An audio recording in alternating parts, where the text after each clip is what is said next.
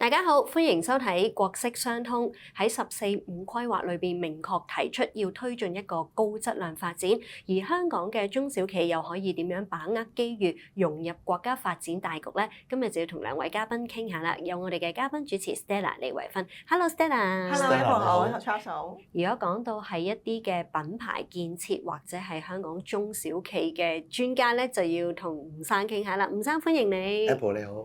嗱，咁如果先講咯，十四五嘅規劃裡面咧，咁有提到為高質量噶嘛，即係換言之啦，唔單止話係大型嘅企業要向呢個方向，中小企都係要講高質量嘅。想問下吳生啦，其實你接觸好多唔同嘅中小企咯，要佢哋去即係升級轉型，其實係咪都有一啲嘅挑戰啊？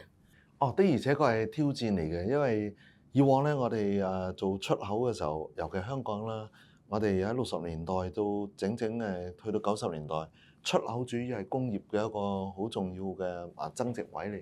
咁但係去到而家出口個稅制關稅制嘅戰爭啊，以至於而家出口生產過剩啊等等，都要係令到我哋要思考，仲有啲咩新嘅方法係可以係提升我哋嘅競爭力，而升級轉型都係一個提請嚟嘅。升級轉型咧意思就話。其實俗啲講咧就話唔好再食老本啦，諗啲新方法咧去吸精啦，去揾一啲新嘅市場啦，又或者再用啲咧，好似60年代嘅開拓精神，去再咧係提升自己嘅新嘅競爭力啊咁嚇。升級轉型咧亦都包括咧可能喺業務模式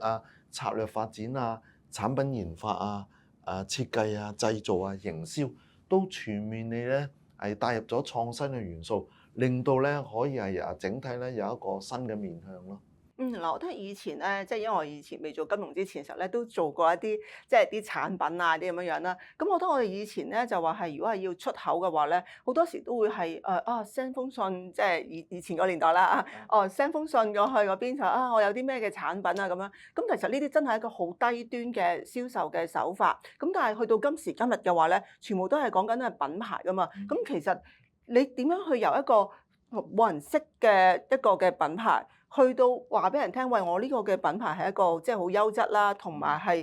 即係可以能夠打出呢個市場，可以令到好多人去買。係其實呢個過程點樣可以做到咧？其實係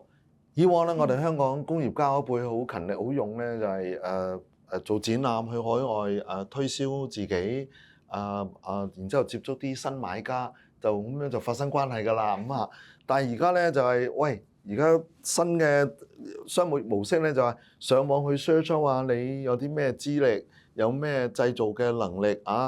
從而咧先至揾你報價從而咧再去判斷咧係揾你，都係比較被動嘅。但係如果做品牌咧就掉返轉啦，就會主動出擊啦。我先做好我嘅名堂，我先咧喺我嘅產品裏邊揾一啲英雄產品或者係殺食產品做主打。然之後帶住一群嘅副產品出嚟咁亦都咧就住咧我嘅產品咧，無論喺研發創新，有啲叫特異功能所謂特異功能就擁有啲知識產權保護，亦都咧有啲研發咧係目前嚟講咧係最新係難於抄襲嘅，咁你就會係跑出市場啦。咁所以過去個模式咧就被動。我擺展覽會嘅時候派單張派膠，你揾我啦，你揾我啦，你揾我啦。但係新嘅模式咧就係，喂我已經係有晒一個牌局喺度啦。你想要優質卓越攞獎，以至於咧市場區隔好特別無人有嘅，有知識產權保護嘅，我就羅列晒喺度啦。通常而家啲客咧去上網揾咧都有自己 objective， 有自己個目標。好多時咧呢啲公因素咧就成為考慮嘅要素咯。咁但係咧，其實係咪都要真係有國家政策嘅推動同扶持，先至可以即係做得到咧？因為我哋頭先睇到就係有14-5嘅規劃啦，裡面亦都好多嘅跨境金融一啲跨境物流嘅政策啦，同時咁亦都係有提到就係大灣區啊。咁呢一個對中小企嚟講，其實個幫助係咪都幾大？幫助好大嘅，尤其是而家競爭熾熱咧，燈油火蠟貴，成本高。要研發創新樣嘢談何容易要擺展覽嘅展覽費出海外又高貴又高漲啦咁所以如果有國家嘅支援，或者係當地政府嘅一啲政策扶持。香港政府就有所謂有 BOD 不分啊、marketing 嘅分啊。咁而家我哋話喺中國內地都有唔同嘅企業嘅扶持，呢個對我嚟講係一個大好消息。尤其是喺中國製造創造呢個 agenda 底下咧，提出咗咧係知識產權嘅保護啊、原創。免至於咧，我哋去到海外嘅時候同人對壘嘅時候咧，被人詬病，啱又話抄襲又成，掉翻轉咯。我哋咧可以詬病你抄襲我，或者係即係剽竊我嘅知識產權。亦都包括咧就話喺製造裏邊咧提倡係新質嘅生產力。新質嘅生產力咧，包括就話喂喺研發創新裏邊咧，有冇啲獨特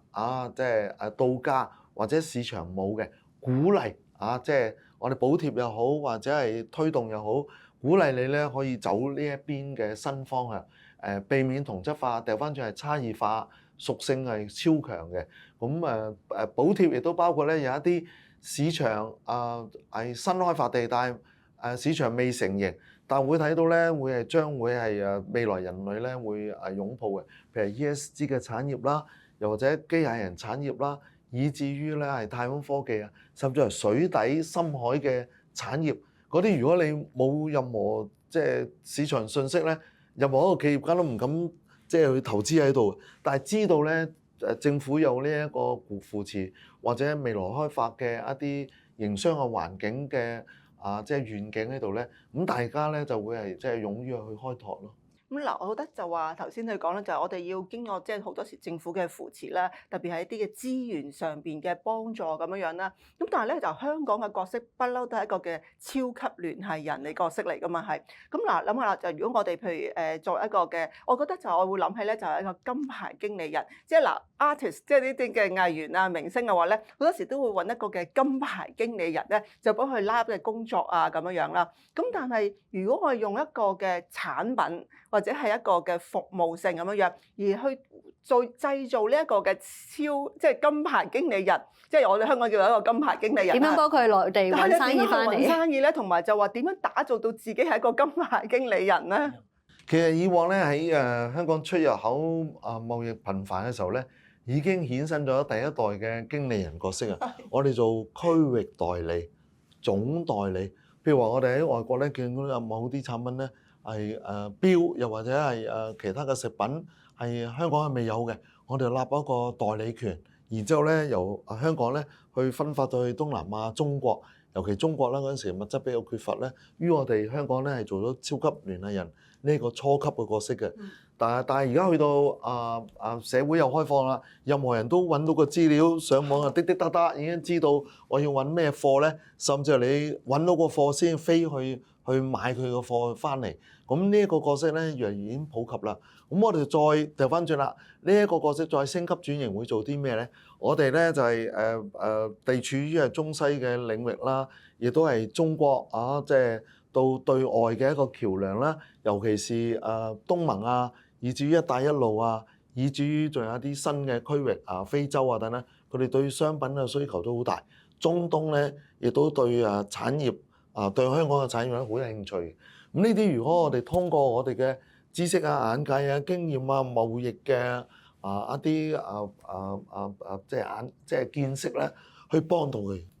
其實都想問下 Stella 啦，咁係咪見到就係都要有好多我哋所講周邊嘅配套咧？例如金融方面啊，金融市場嘅開放啊，一啲跨境嘅支付啊，咁我哋見到例如再有互聯互通啦，其實係咪都促進咗咁就係兩地嘅一啲經貿活動，從而令到個商機會大咗咧？絕對係啊，因為譬如好似就香港而家都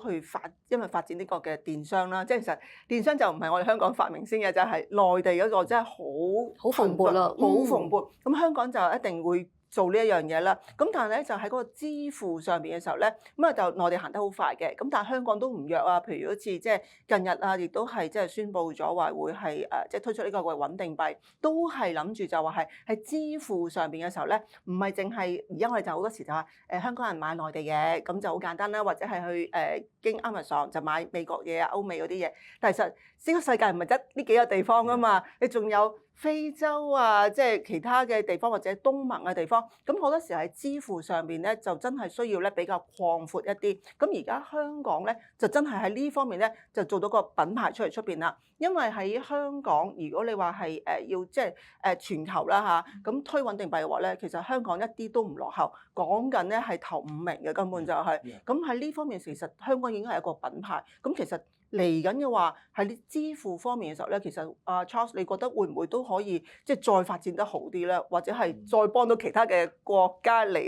即係銷售嚟香港，或者香港去啲產品銷售去其他嘅國家咁樣樣咧？的而且確咧，香港其實以前我哋都做咗好多優先同埋好卓越嘅支付一啲嘅產品嘅，由早期嘅信用卡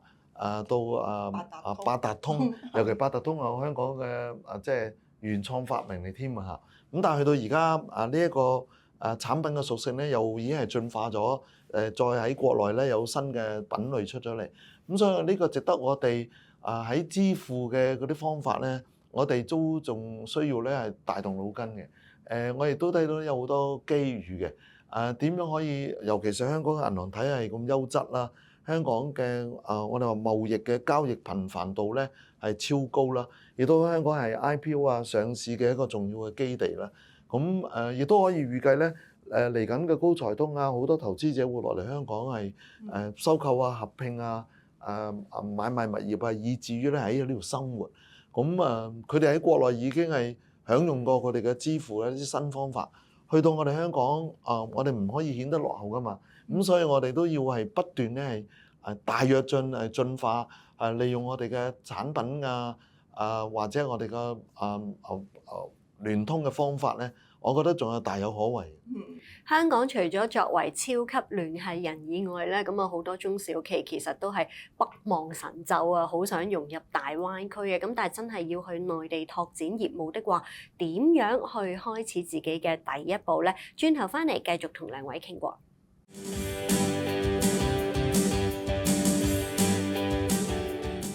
繼續翻到嚟國色相通嘅節目時間 ，Charles 同埋 Stella， 咁頭先我哋都提到，而家就當然大家覺得會容易咗打入內地市場啦，因為有好多嘅政策幫助。咁但係回翻帶啦，真係講緊10幾20年前，又連大灣區嘅概念都未出嘅時候，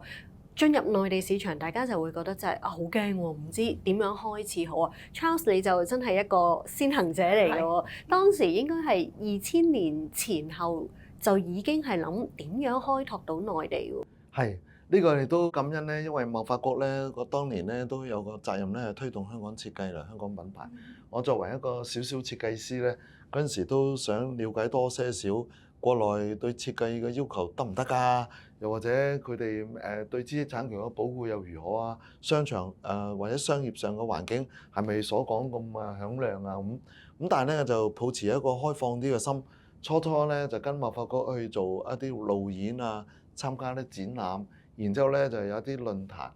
壇亦都係有機會係作為一啲分享嘉賓。貿發局咧，我整咧回帶睇翻咧，我係參加咗佢都有21年起碼，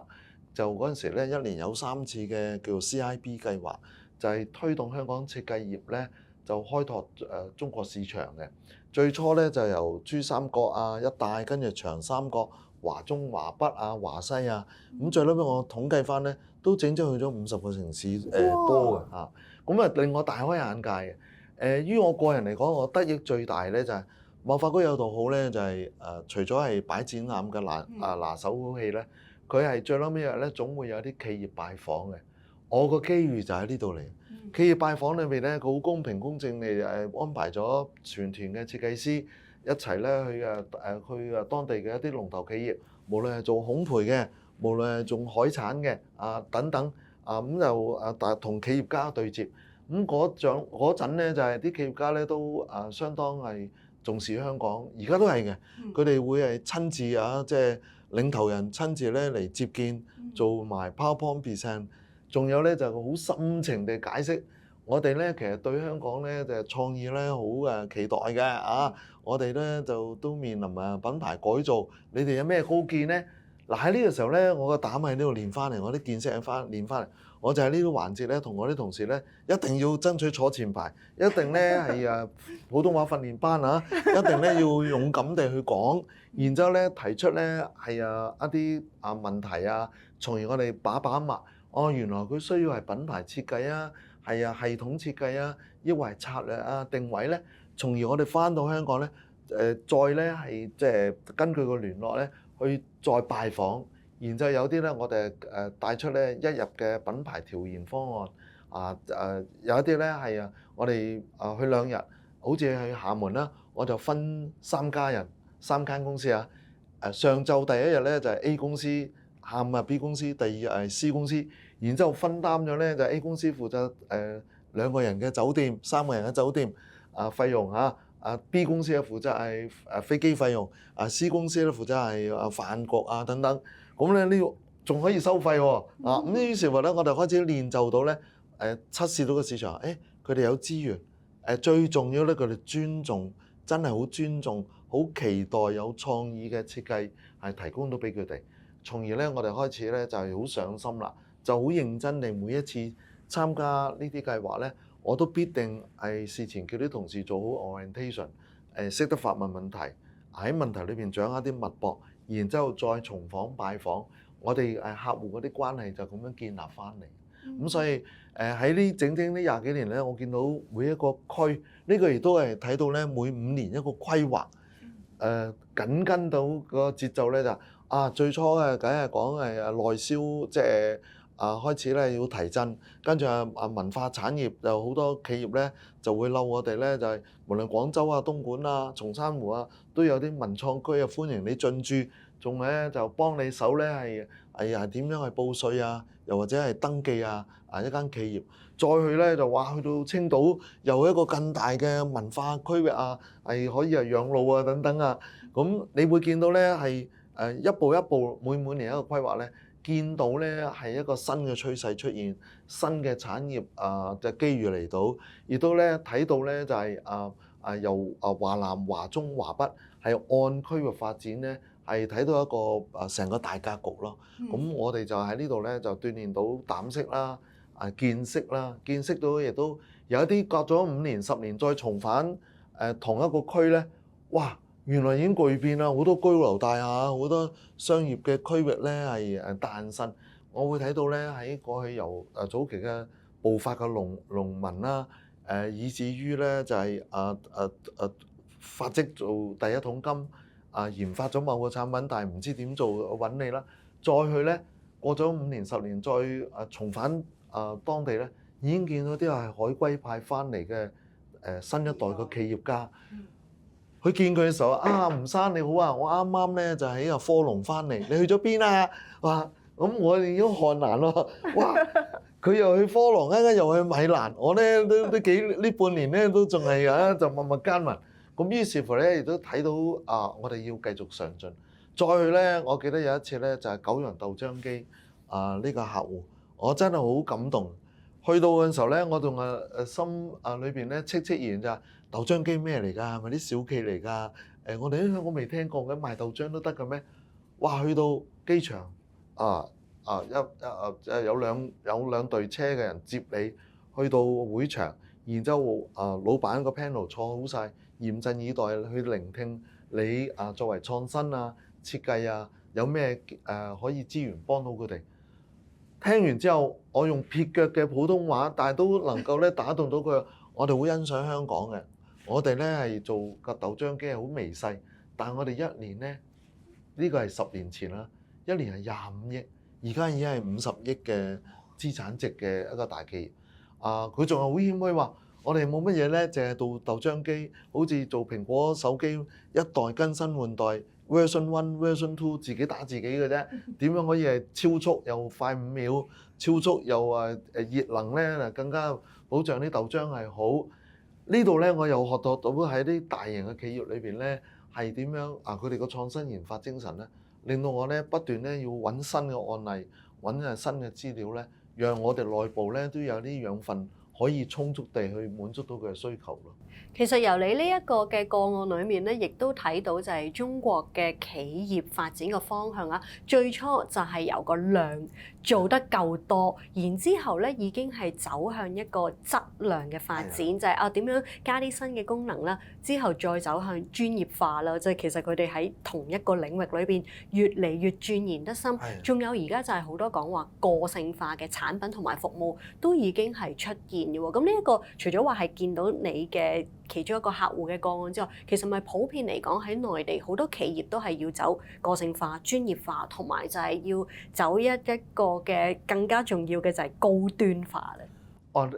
你顧之前提出嗰啲都係新嘅方向嘅，個性化咧就話 tailor-made 啊、度身訂製啊，或者係因應人嘅需要啊，以人為本去提升個服務啊、產品啊咁樣嚇。亦都係高端化咧，包括開發奢侈品。過去奢侈品咧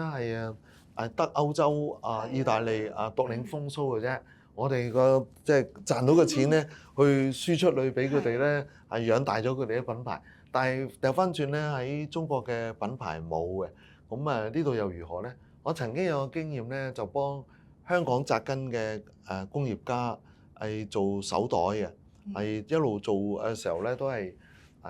呢個已經係20年前嘅客嚟嘅。咁就係